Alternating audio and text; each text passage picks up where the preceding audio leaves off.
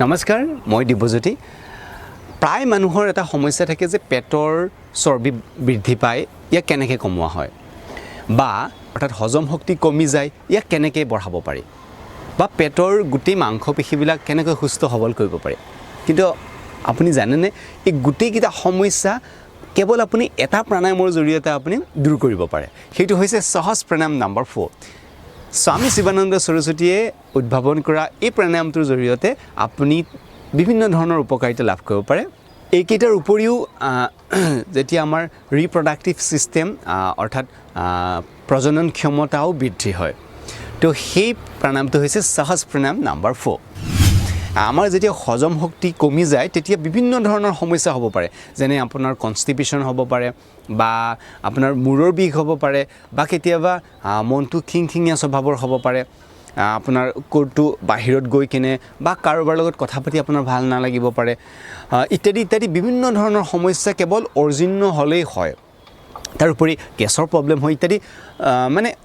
বহু ধৰণৰ প্ৰব্লেম হ'ব পাৰে যদিহে আপোনাৰ হজম শক্তিটো ভালে নাথাকে এই প্ৰণায়ামটোৰ জৰিয়তে আপুনি ইমানবিলাক সমস্যাৰ পৰা আপুনি হাত সাৰি থাকিব পাৰে তেতিয়াহ'লে বলক আমি জানো এই প্ৰণায়ামটো কেনেকৈ কৰে প্ৰথমতে আপুনি যিকোনো ধ্যান আসনত বহিব ভেৰি কমফৰ্টেবলি যাতে কোনো ধৰণৰ আপোনাৰ অসুবিধা নহয় তাৰ পাছত লাহে লাহে আপুনি উশাহ এৰিব উশাহ এৰোতে পেটটো ভিতৰৰ ফালে যাব আপোনাৰ সাধ্য অনুসৰি ভিতৰৰ ফালে যাব আৰু লক্ষ্য ৰাখিব যাতে আপোনাৰ নাভিটো একদম পিঠিৰ ফালে সোমাই গৈছে অৰ্থাৎ যিমান পাৰি পেটটো সংকুচিত হৈছে এই অৱস্থাত উশাহ সম্পূৰ্ণ বন্ধ থাকিব আৰু আপুনি যেতিয়ালৈ উশাহটো বন্ধ ৰাখিব পাৰে তেতিয়ালৈ ৰাখিব তাৰপাছত উশাহ লৈ লাহে লাহে পেটটো আগৰ অৱস্থালৈ লৈ আহিব ভেৰি চিম্পল প্ৰাণায়াম এই প্ৰাণায়ামটো আপোনালোকে 5 পৰা 6 মিনিট সময় কৰিব পাৰে কিন্তু লক্ষ্য ৰাখিব যাতে আপুনি খোৱাৰ